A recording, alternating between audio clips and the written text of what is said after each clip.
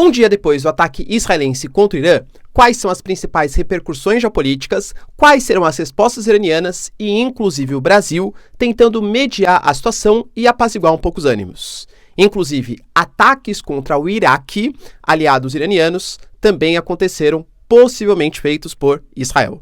Falar um pouquinho também, pessoal, sobre as maiores eleições do mundo, que correspondem a quase ali, só em número de eleitores, a 12% da população mundial, de um dos países que pretendem ser uma das maiores, serão a maior economia do século XXI, a Índia, quais são os riscos e as questões geopolíticas envolvidas, e falar um pouquinho também sobre uma possível crise estabelecida entre israelenses e alemães. A disputa envolve questões históricas e algumas críticas do Benjamin Netanyahu. Para finalizar, pessoal, falar um pouquinho também sobre o colapso da Ucrânia. Isso por palavras tanto do Zelensky quanto do seu conselheiro, críticas ao Ocidente e até o diretor da CIA garantindo que possivelmente a Ucrânia não dura até o fim de 2024. Será que tem salvação?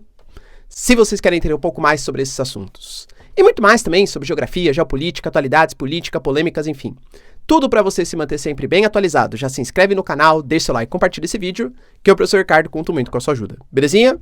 Para quem não me segue no Instagram, @prof_Ricardo Marcílio. E caso você queira contribuir financeiramente aqui pro canal, pessoal, seja membro ou faça uma eventual contribuição via chave Pix, que isso ajuda demais a eu continuar produzindo conteúdos diários aqui para vocês. Tamo junto? Então bora lá pro vídeo, pessoal, que tem bastante coisa importante aí pra gente comentar. Primeiro tema que chama atenção está ligado, a gente fez um vídeo exclusivo para isso ontem, né? Falando sobre o ataque que o Irã sofreu. Como analisei com vocês, foi um ataque que pegou o noroeste do país, mas principalmente numa área conhecida como Isfahan. Eu coloco Isfahan como o principal porque ali você tem bases militares iranianas e o programa nuclear iraniano ali estabelecido. Deixando bem claro que o ataque, ele não pegou nas posições nucleares, tá? Então, inclusive a própria agência da ONU falou sobre isso. O Irã, inclusive, relatou com certo desdém, inclusive, né? Falando que talvez nem tenha sido Israel. Ou seja, pelo jeito, tá? O Irã, ele pros iranianos, a narrativa que ficou, pelo menos que o governo está tentando vender para a população e para os seus aliados, é que foi um ataque muito frágil, que o Irã ele conseguiu se defender, o que mostra uma certa fortaleza iraniana. Em compensação, Israel, deixando bem claro, tá? Não alega publicamente que eles foram os responsáveis pelos ataques, mas o New York Times, por exemplo, garantiu que algumas fontes israelenses alegaram que sim, o ataque foi de Israel. Israel não comenta, né, sobre essas questões geopolíticas, enfim, ataques que são praticados. E para Israel, a mensagem que eles quiseram passar é que eles conseguem atacar pontos iranianos, inclusive Isfahan, que é uma fortaleza militar, e até do ponto de vista geográfico, do ponto de vista geomorfológico, de relevo, né? Ou seja, a topografia local tem uma certa dificuldade de chegada. Mas a mensagem que Israel fez foi, olha, Irã, ali é onde está o seu programa nuclear. Tenham certeza que a gente pode atacar qualquer um dos pontos ali localizados. Então, cada um consegue vender a sua narrativa. Aparentemente, vai parar por aí o escalonamento, porque Israel conseguiu dar sua resposta e os iranianos também conseguiram vender a sua narrativa, ou seja, a gente conseguiu ou conseguiria se defender com sucesso. Olha o que a gente fez com os drones israelenses, tá? Claro, existe uma outra possibilidade, que é também Israel estaria testando a sua capacidade para saber como funciona a defesa antiaérea iraniana e tal, para uma futura agressão mais forte. Não acho que seja isso, pelo menos não no momento. Talvez no futuro, né, claro. Israel sempre fala que a cabeça do povo é o Irã. Os tentáculos como Hezbollah, Hamas, Jihad Islâmica são sustentados pela cabeça, então deve-se atacar também a cabeça. Fato é, pessoal, que o Brasil, por exemplo, ontem esteve numa reunião na ONU, o Mauro Vieira, o nosso chanceler, e se reuniu com o chanceler iraniano, deixando bem claro, pessoal, que ele quer uma moderação e uma máxima contenção nos próximos ataques. O Brasil, a gente fala de brincadeira, né, tal, mas o Brasil tem um papel importante, geopoliticamente falando.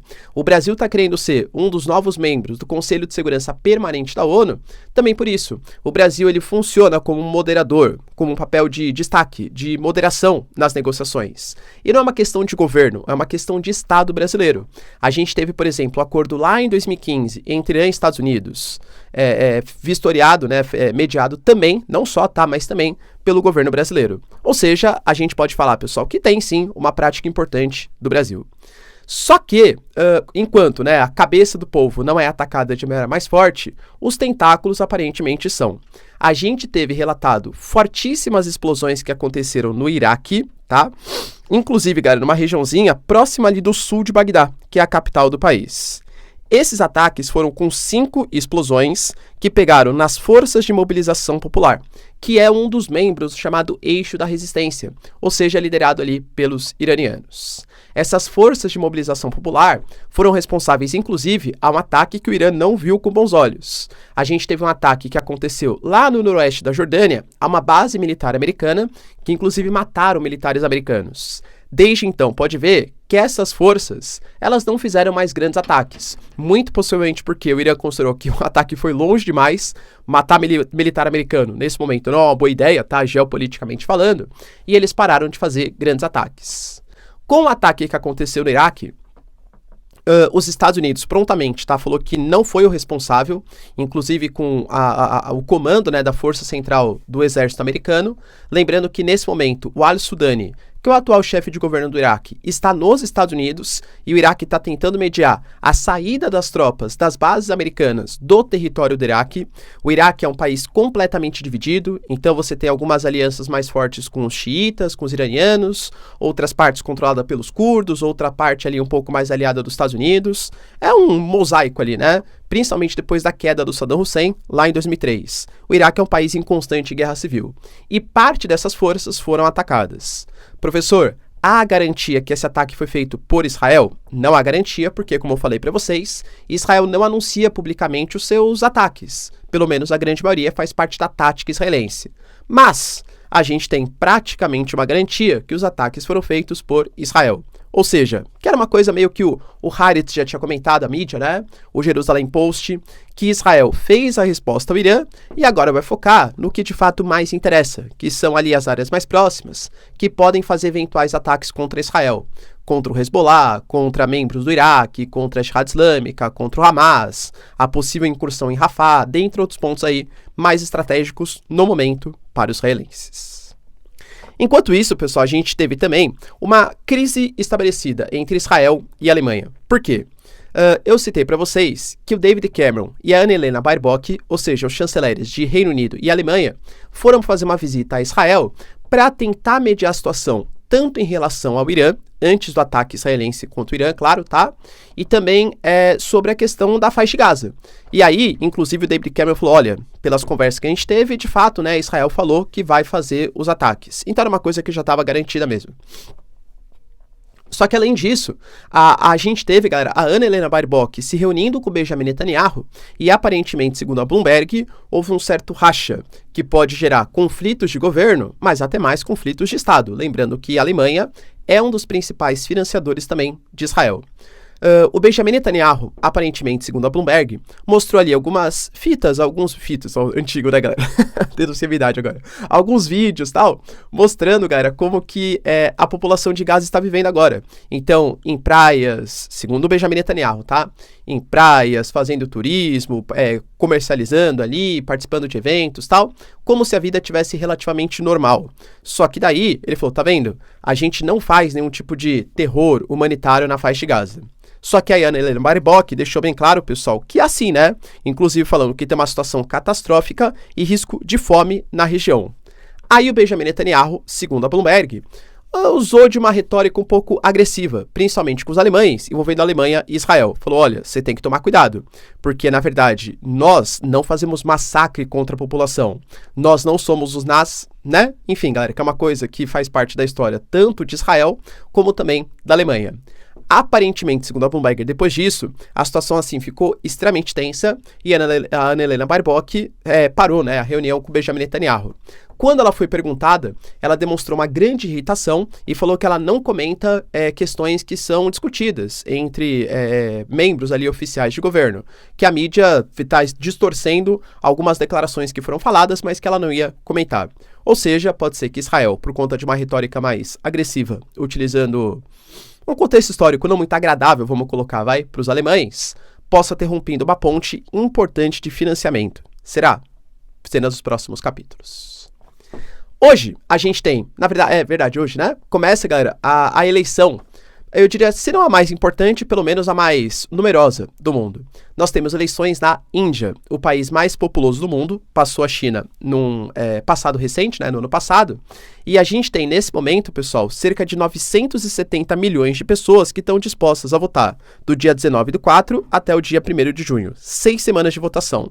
Se você for pensar, isso corresponde a mais de 10% da população mundial. Estão quase 11, 12% aí, né, da população mundial que vai participar das eleições nos próximos dias. E a Índia é também um mosaico étnico, uma região com várias culturas diferentes, com várias religiões. Tem ali os Sikhs, tem os islâmicos, tem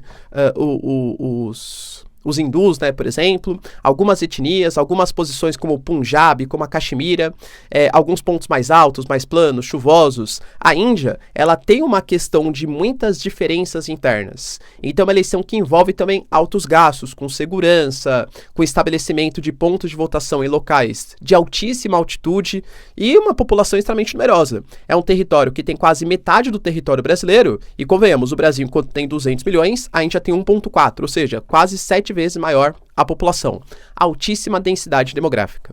Nesse momento, o grande favorito, participando pelo partido BJP, é de fato o Narendra Modi, tá?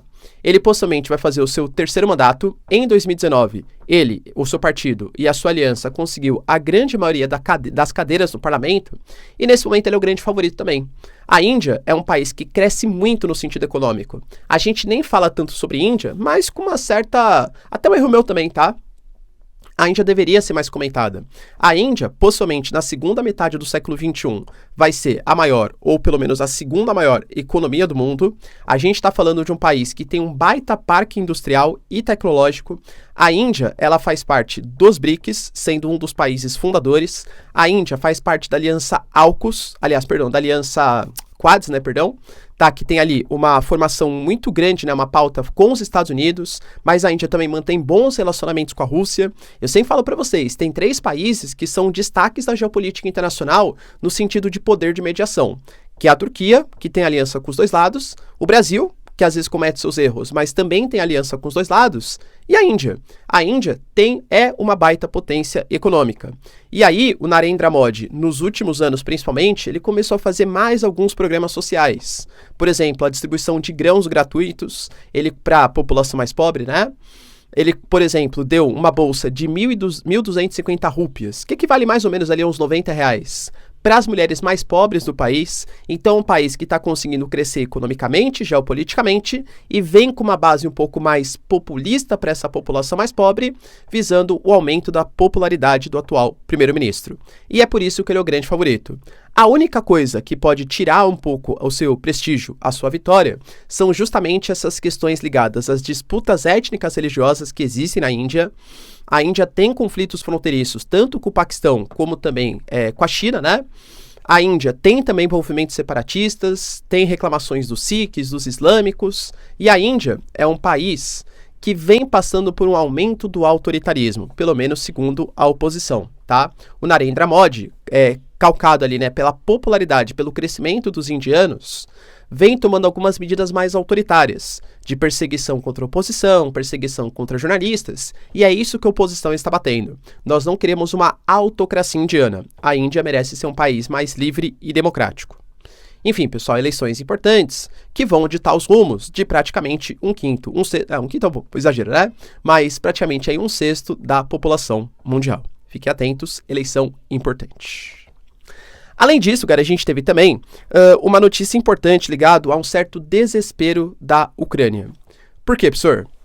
Ao mesmo tempo que a gente teve, por exemplo, o conselheiro do Zelensky, o Podolyak, deixando claro que ele ficou super chateado, a Ucrânia ficou chateada, que a infraestrutura dos civis, a infraestrutura e os civis israelenses, eles são mais importantes para a comunidade internacional do que dos ucranianos. E, aliás, fez a grande pergunta, né? Por que isso? Sendo que o Zelensky também fez uma pergunta bem parecida, falou assim, olha, quando o Ocidente ele quer se unir para defender Israel, olha o que eles conseguem fazer. Uma coalizão entre França, Reino Unido, Estados Unidos, até a Jordânia, a Arábia Saudita também participaram dessa defesa. Porque quando é com a gente, eles não querem defender. Ou seja, o mundo dá mais importância para Israel do que para a Ucrânia. E posso ser sincero? É verdade, tá? Por quê? Porque, galera, convenhamos, né? Não porque os Estados Unidos sejam malvados e, sei lá, o outro lado é bonzinho. Na minha visão pragmática de geopolítica, não existem bonzinhos e malvados, existem nações defendendo seus próprios interesses. E até o próprio John Kirby, galera, ele falou isso.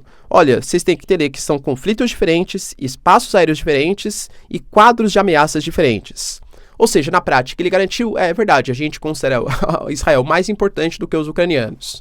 O Oriente Médio é a região que conta com quase 2/3 do petróleo mundial. A gente está falando de uma região que, além de culturalmente ser o berço das 3 mais tradicionais religiões monoteístas, que é o cristianismo, o islamismo, o judaísmo, é uma região de passagem, de gasodutos, de oleodutos, de potencial energético, tem ali grandes alianças estabelecidas, é a passagem entre Ásia, África, Europa.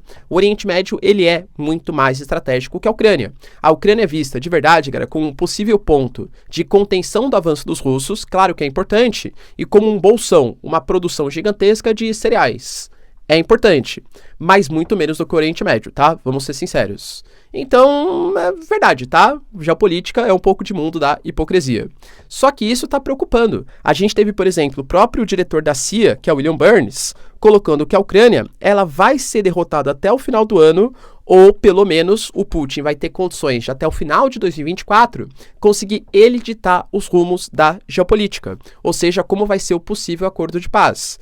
Que esse acordo, essa reunião que vai rolar na Suíça no dia 15 e dia 16 de junho, para tentar estabelecer um acordo de paz, não vai acontecer porque a Rússia está numa posição muito vantajosa. Ela quer avançar ainda um pouco mais de territórios para depois fazer negócios. Não dá para esquecer que o dia 9 de maio é um dia super relevante para os russos. E, segundo a própria inteligência ucraniana, a Rússia vai querer fazer avanços mais significativos até essa data. Até o dia 9 de maio, a Rússia pretende chegar até Kramatorsk. A Rússia, ela vem avançando consecutivamente.